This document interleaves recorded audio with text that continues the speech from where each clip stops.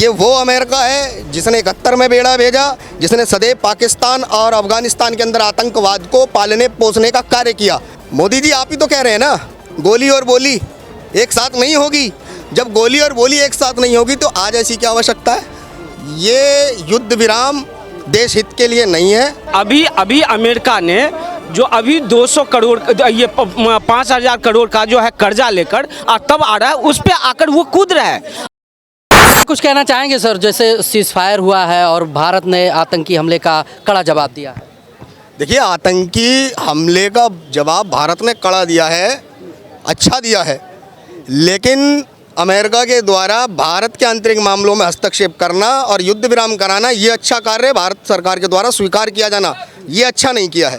ये हम स्पष्ट रूप से कह रहे हैं। भारत के लोगों ने मोदी सरकार चुनी है, ट्रंप सरकार नहीं चुनी है। भारत की जनता की अपेक्षा पाकिस्तान में आतंकवाद साफ होना चाहिए। केवल 2 दिन 4 दिन हम उसको केवल शक्ति प्रदर्शन दिखा रहे हैं, नहीं।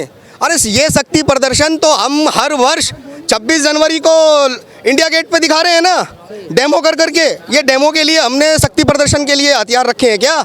ये पाकिस्तान को फूंकने के लिए है। और मैं स्पष्ट रूप से कहता हूँ, मोदी जी, आप ही तो कह रहे हैं ना, गोली और बोली एक साथ नहीं होगी। जब गोली और बोली एक साथ नहीं होगी तो आज ऐसी क्या आवश्यकता है? ये युद्ध विराम देश हित के लिए नहीं है, देश हित के लिए आतंकवाद का अंत है।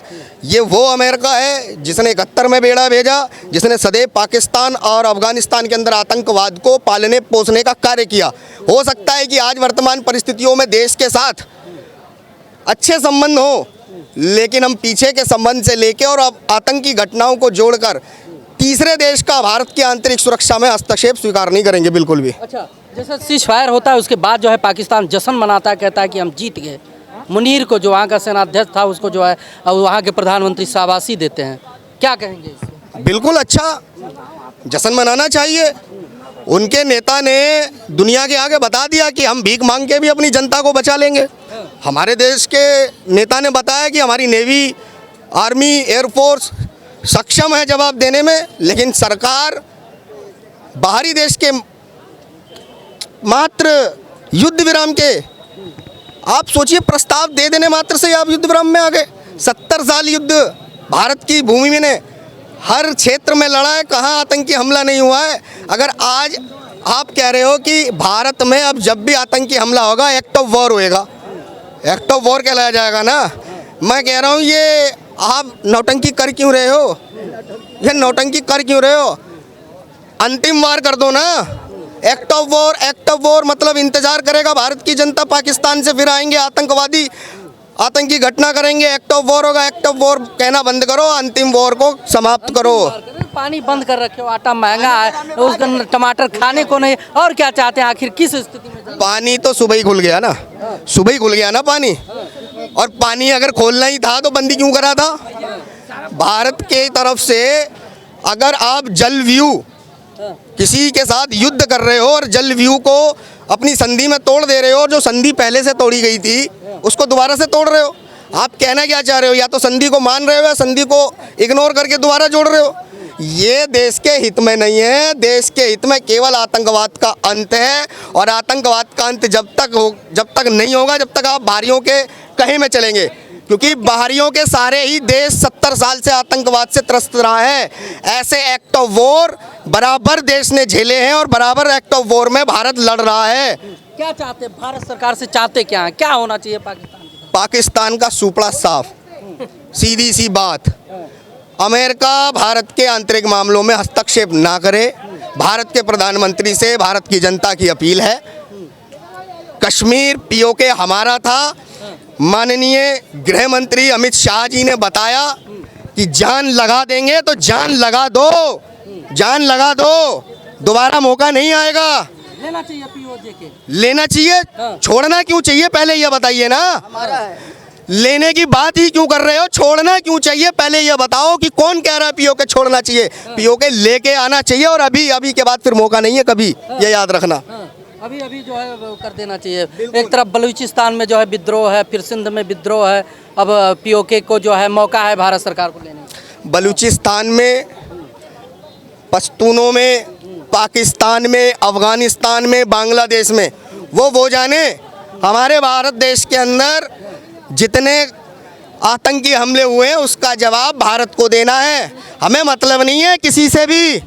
भारत की आंतरिक सुरक्षा भारत के लोगों के द्वारा तय की जाएगी, ना कि अमेरिका के द्वारा तय की जाएगी।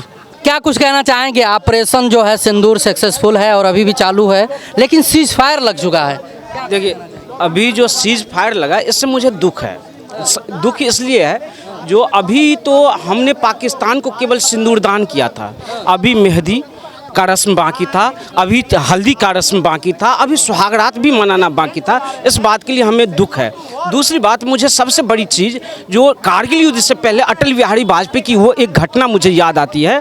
जब पाकिस्तान और इंडिया की जो युद्ध हो रही थी, कारगिल युद्ध, तो बिल क्लिंटन ने, अमेरिका के राष्ट्रपति ने कहा था जो पाकिस्तान के पास अब कोई उपाय नहीं रहा, अब परमाणु हमला करना चाहता है, तो उस पर उन्होंने अटल बिहारी वाजपेयी ने कहा था, जवाब दिया था, जो अगर उसने परमाणु हमला किया तो इस बात को समझ लीजिए जो हिंदुस्तान की आधी जनसंख्या खत्म होगी। लेकिन आप उनसे भी बता दीजिएगा जो कल का सूरज पाकिस्तान नहीं देख पाएगा, वो कल का सूरज नहीं देख पाए। लेकिन आखिर क्या मजबूरी ये रही है नरेंद्र मोदी को जो उनको सीज फायर रोकना पड़ा। इसलिए मैं कहना चाहता हूँ अपने कुछ अल्फाजों के माध्यम से, जब जब आतंक चलेगा चाल, जब जब आतंक चलेगा चाल, क्रूर निरंकुश बनेगा विकराल, कालिका नाग का मर्दन तब उचित था, कालिका नाग का मर्दन तब उचित है, आतंकवाद का अंत सुनिश्चित है। अत्याचारी पर असीमित व्यभिचार, जब निरीह प्राणियों का पर करेगा बाढ़, कंस का नाश होना तब उचित है, आतंकवाद का नष्ट सुनिश्चित है। सीमा ज्ञान से जो रहेगा दूर, अहम शक्ति में रहेगा चूर, रावण दहन करना तब उचित है, आतंकवाद का अंत सुनिश्चित है।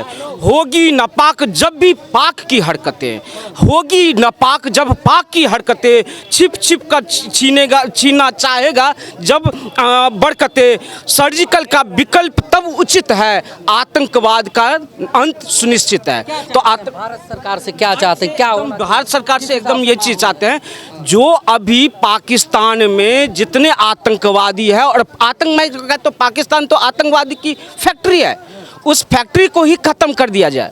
और आज हम दुनिया की सारी मुल्क भारत के साथ है, और भारत और 140 करोड़ जनता आज नरेंद्र मोदी और भारत सरकार के साथ है। वहाँ उस आतंकवाद की फैक्ट्री को ही नष्ट कर दिया जाए, खत्म हो जाना चाहिए। आतंकवाद का फैक्ट्री नष्ट कर दो। सीज फायर होने पे जश्न मना रहा है वो जो है पाकिस्तान, शाबाशी देता उनका जो है प्रधानमंत्री मुनीर को। देखिए, अभी अमेरिका ने जो अभी 200 करोड़ ये 5,000 करोड़ का जो है कर्जा लेकर और तब आ रहा है, उस पे आकर वो कूद रहा है। अगर वो कर्जा नहीं मिला रहता तो भीख मंगा आज पानी के उसके कटोरे में खाना नहीं था, आज पानी नहीं है, पानी के लिए तरस रहा। उसकी औकात क्या है?